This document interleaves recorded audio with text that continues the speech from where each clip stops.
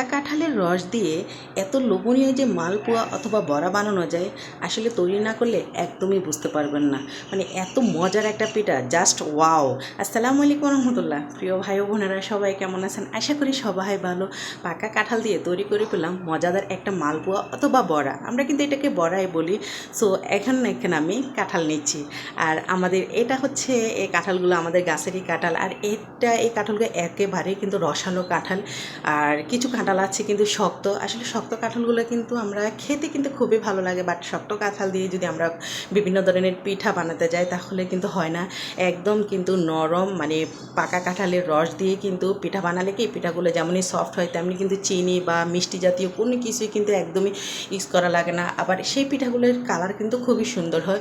So এদিকে যেহেতু বাড়িতে আসছি, চিন্তা করলাম যে আপনাদের সাথে একটু শেয়ার করে নিই। এখানে কিন্তু অনেকটাই কিন্তু কাঁঠাল আমরা পেরেছি, তো সেই কাঁঠালগুলো প্রায় 2-3টা কাঁঠাল কিন্তু এখানে পেরেছি। তো 2-3টা কাঁঠালের মধ্যে কি 2টো কাঁঠাল একটু নরম পেয়েছি, আর 2টো কাঁঠাল একদম শক্ত ছিল। তো শক্তগুলো কিন্তু আমরা খাচ্ছি। আর এই কোষগুলো দিয়ে আসলে খাওয়া যাবে না, খেলে ভালো লাগবে না। নরম কাঁঠাল কিন্তু আমার একদমই পছন্দ না, আমার কিন্তু শক্ত কাঁঠাল খুবই ভালো লাগে। তো আমি রস নিয়ে নিলাম, চিন্তা করলাম যে একটু পিঠা বানিয়ে নিই। আর এই পিঠাটা কিন্তু আমি তৈরি করতেছি না, আমার মায়ে কিন্তু তৈরি করতেছে, যেহেতু বাপের বাড়িতে। আর বাপের বাড়িতে বুঝতে পারেন যে বাপের বাড়ির মেয়েরা কিন্তু বাপের বাড়িতে আসলে কিন্তু কাজকর্ম কিন্তু একদমই করে না, অলস হয়ে যায়।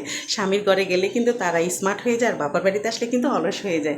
যাক, আমার ক্ষেত্রে, অন্যদের ক্ষেত্রে কী হয় সেটা জানি না। সো এদিকে কিন্তু কিছু রস আমার মা নিয়ে নিল, আর এই রসগুলোর মধ্যে এখন আমার মা শুধুমাত্র চালের গুড় আর হচ্ছে একটু ময়দা দিয়ে কিন্তু মালপোয়া তৈরি করবে। আর এই মালপোয়া তৈরি করার জন্য ভিউয়ার্স এখানে কোনো প্রকার চিনি ইউজ করা লাগবে না, একদম ওন বেকিং পাউডার থেকে শুরু করে আমরা কিন্তু অনেক সময় অনেক কিছু ইউজ করি মালপোয়া ফুলকো ফুলকো হওয়ার জন্য, বাট আজকে আমার আম্মু বানাবে।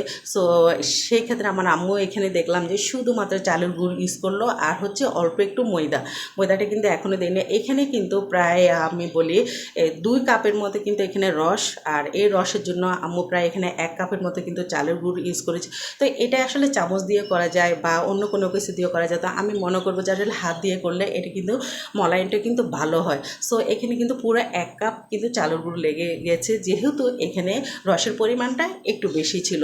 আর ভিউয়ার্স এই রসটাকে এভাবে মেখে মিনিমাম 20 মিনিট যদি আমরা রেখে দিই, সো আমি মনে করব যে এই পিঠাগুলো একদমই কিন্তু ফুলকো ফুলকো হয়। এখানে কোনো প্রকার চিনি দিতে যাবে না, চিনি দিলে কিন্তু একদমই মজা লাগবে না, বা বেকিং পাউডার বেকিং সোডা কিছু ইউজ করা লাগবে না। আর আসলে মায়েদের হাতে তো একটা অন্যরকম একটা গুণ থাকে, যে গুণ হয়তো আমাদের মধ্যে নাই, কেননা আমাদের মারা কিন্তু অত কিছু দিয়ে কিন্তু নাস্তা তৈরি করে না, খুবই হুটহাট। যাই হোক, এদিকে কিন্তু আমার যেহেতু গ্রামে আছে, আমার ভাইয়ের শ্বশুরবাড়ি থেকে কী কী নাস্তা পাঠিয়েছে এবং সেটা একটু আপনাদের সাথে শেয়ার করলাম। এগুলোকে আমরা পাকন পিঠা বলি, আবার অনেকে কিন্তু নকশি পিঠা বলে, অনেকে কিন্তু ফুল পিঠা বলে। সো মাশাল্লাহ, আমার মাহিমা কিন্তু অনেক সুন্দর সুন্দর কিন্তু পিঠা বানিয়ে আমাদের জন্য পাঠিয়েছে, যেহেতু আমরা নতুন বাড়িতে আসছি। সেই সুবাদে কিন্তু আমার ভাবির মা, মানে ভাবির বোন আসছে। তো এত সুন্দর সুন্দর পিঠা দেখে আসলে লোভ সামলাতে পারিনি। তখন আমার ভাবি বলতেছে যে আপু তোমার ভিউয়ার্সদেরকে একটু দেখো এত সুন্দর সুন্দর পিঠা। তো এই পিঠাগুলো আসলে আমার ক্যামেরাতে কিন্তু যতটা আসতেছে, আসলে এগুলো কিন্তু একদমই কিন্তু হলুদ কালারের পিঠা, যেহেতু আমার ক্যামেরাতে ভালো আসতেছিল না কেন সেটা কিন্তু আমি একদমই বুঝতেছিলাম না। আর এত লোভ লাগতেছিল যে এত সুন্দর সুন্দর পিঠা, মাশাল্লাহ তারা কত গুণী, যে খুব অল্প সময়ে কিন্তু তারা নাকি এই পিঠাটা বানিয়েছে। আর ছোট্ট করে বলি, এই পিঠাটা কিন্তু শুধুমাত্র চালের গুড় আর হচ্ছে মসুর ডাল দিয়ে তারা তৈরি করেছে। আর খুবই সহজ, খুব পাতলা রোড বেটে তারপর কিন্তু ফুল করেছি খেজুর কাটা বা যে যার হাতে যেটাই থাকে কিনা সেটা দিয়ে কিন্তু বিভিন্ন ধরনের ফুল কেটে তারপর তেলে ভেজে তারপর কিন্তু তারা শিরা দিয়েছে। শিরাটা কিন্তু খুবই পাতলা করেছে যাতে পিঠাটা একেবারে মুসমুস থাকে। তো আমার ভাবি কিন্তু একটা ভেঙে দেখাচ্ছে, সো ভাবি কিন্তু অনেকটা হেল্প করেছে, থ্যাংক ইউ সো মাচ। তো এদিকে দেখুন ভিউয়ার্স, পিঠাটা কিন্তু একেবারে কিন্তু মুসমজা আর খুবই কিন্তু লোভনীয় একটা পিঠা। আর এরকম পিঠা কিন্তু অবশ্যই আমার ভিডিওতে আছে, যদি আপনাদের ভালো লাগে তাহলে অবশ্যই কিন্তু আপনারা দেখতে পারবেন। ভিউয়ার্স এখানে কিন্তু ভাইয়ের শ্বশুরবাড়ি থেকে কিন্তু আবার কিছু মিষ্টি নিয়ে আসছে। যাই হোক, মিষ্টি তো সবারই পছন্দ, বেশ আর কম। সো এখানে মিষ্টিগুলো কিন্তু আসলে খুবই মজার, আর এগুলো কিন্তু আমাদের এলাকারই এখানে পাওয়া যায়। মাশাল্লাহ খুবই চমৎকার। আসলে মায়ের বাড়িতে এসে কিন্তু অনেকটা আনন্দ করলাম, খুবই ভালো লাগতেছে। এক প্রকার আসলে বন্দি জীবন, এক কথায় মানে বন্দি জীবন থেকে কিন্তু একটা স্বাধীন একটা জীবনে এসে কয়েকটা দিন কাটালাম, খুবই ভালো লাগছে। কিন্তু বাচ্চাদের জন্য, বাচ্চাদের পড়াশোনার জন্য বা স্বামীর কর্মজীবনের জন্য কিন্তু ঢাকায় যেতে হবে, কিছু করার নেই, এটাই আমাদের আসলে জীবন।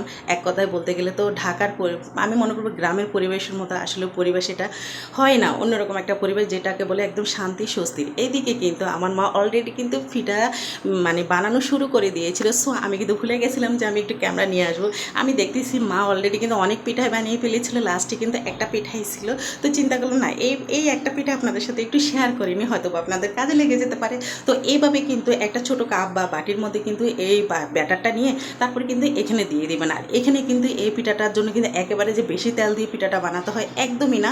সো একটু সময় ধরে কিন্তু পিঠাটা কিন্তু ভালো করে কিন্তু মানে ভেজে নিতে হবে। চেষ্টা করবেন পিঠাটার যেন ভিতরে কাঁচা না থাকায়, সেটা কাঁচা না থাকার জন্য অল্প তেলের মধ্যে এইভাবে একটু সময় ধরে চেপে চেপে পিঠাগুলো বানাবেন।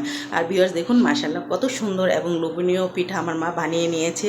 কেননা তার সন্তানেরা, তার নাতি নাতনিরা সবাই খাবে মায়ের হাতের পিঠাপুলির কথা, তাও আবার আমাদের নিজের গাছের কাঁঠালের রস দিয়ে।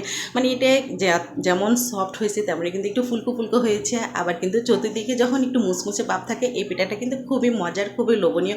অবশ্যই আপনারা বাসায় কিন্তু একবার আসলে এই সামান্য চালের গুড় আর একটু আটা দিয়ে যে এত লোভনীয় একটা পিঠা বানানো যায়, মানে তৈরি না করলে বুঝতেই পারবে না। কোনো প্রকার মানে উপকরণ লাগে না, এই সিম্পল দুটো উপকরণ দিয়ে আর সামান্য একটু কাঁঠালের রস দিয়ে কিন্তু একটা লোভনীয় পিঠা তৈরি করা যায়। আল্লাহ হাফিজ।